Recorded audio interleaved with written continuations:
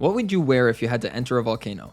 I mean, it's generally not advisable to enter a volcano, as it's very dangerous and potentially a deadly environment. But disregarding that, if you just decided to enter a volcano, I'd guess you want to wear something either cold or insulated in order to keep yourself from burning to death. Well, not in Skyblock.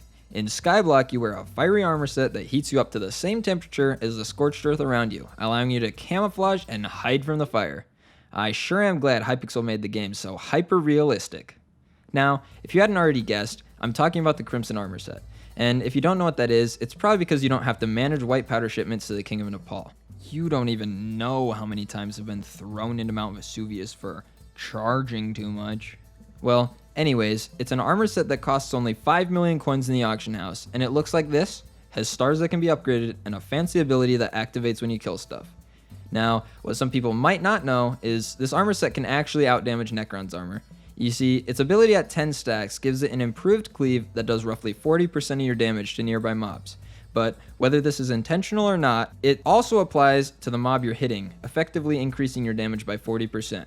To show you what I mean, I went to the graveyard after transporting a shipment of powder out of the harbor. With my Aspect of the Void, I was dealing around 100,000 damage a hit without stacks. But with stacks, I was getting the same 100,000 damage plus another 40,000 from the swipe.